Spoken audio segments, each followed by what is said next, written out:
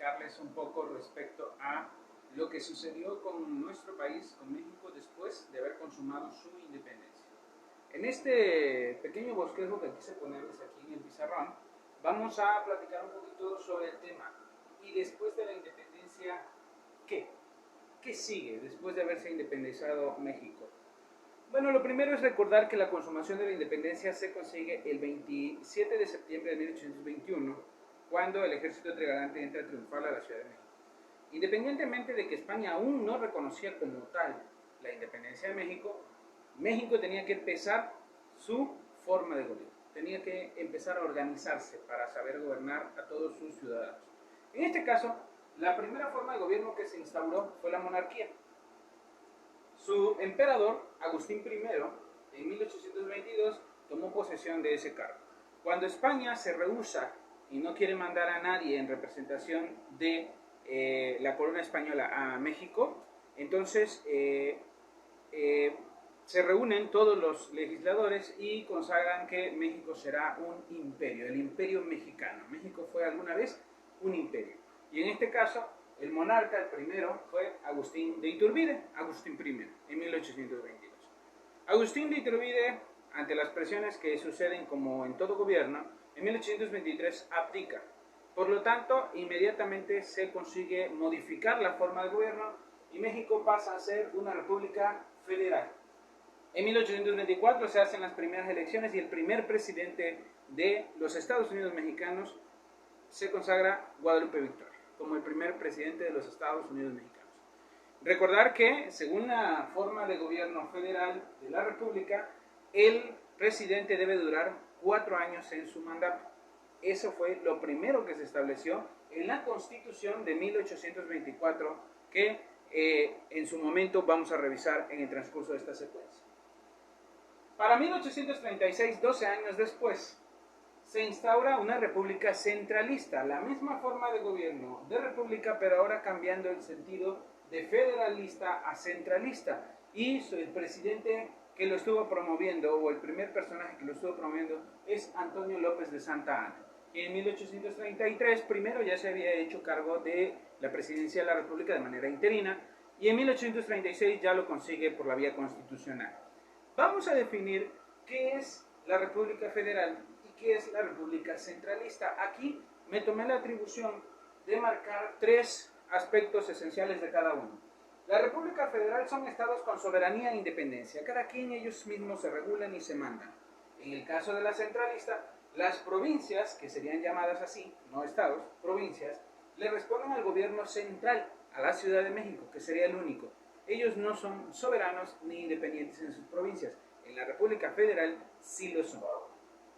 Cada estado expide sus leyes e impuestos, pues al ser soberanos e independientes, cada uno expide sus leyes o su constitución e impone los aranceles o impuestos que ellos crean pertinentes a sus ciudadanos. En el caso de la República Centralista, las leyes e impuestos son aplicadas por el Estado a toda la nación y nadie puede hacer leyes en solitario o individualmente cada estado porque no son una república federal. Hablando de términos económicos, la República Federal opta por el liberalismo económico, abrir las fronteras, comerciar con todos a través de las materias primas que se hay, exportarlas a otros países o a otros territorios.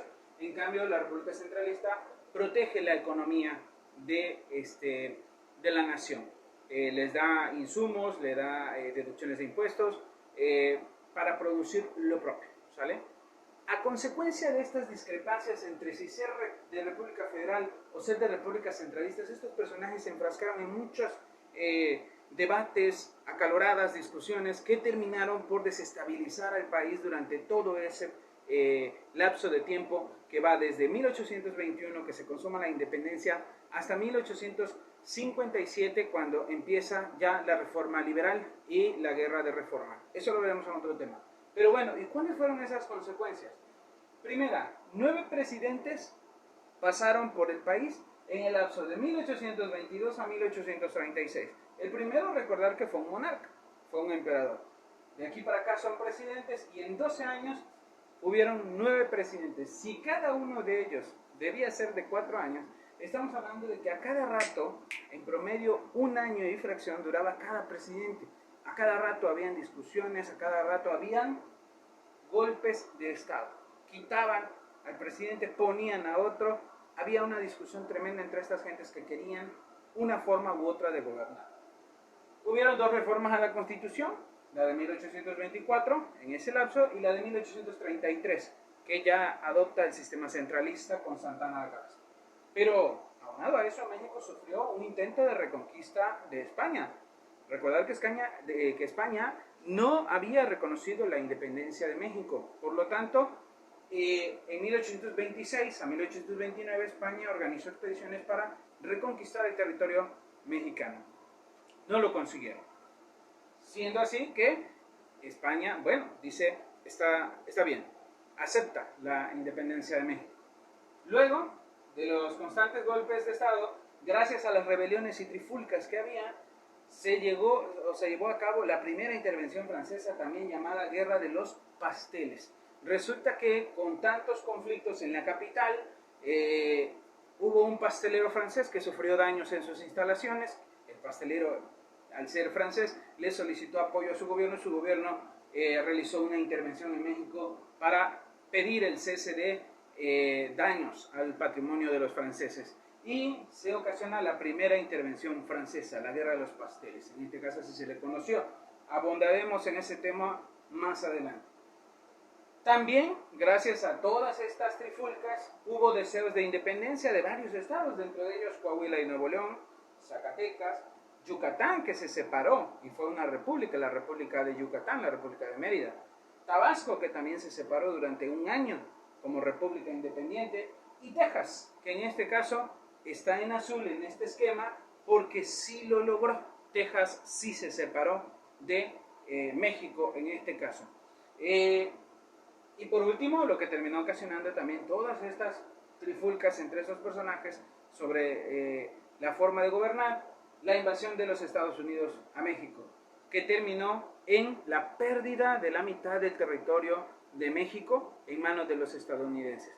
Los estadounidenses estaban buscando expandir su territorio, expansionismo, y al ver un país desestabilizado, desequilibrado, que habían muchos polarización, discusiones, divisiones, aprovechó el momento muy oportuno para invadir México, sabiendo que el país estaba simplemente en un desastre total, y termina perdiendo México la mitad de su territorio.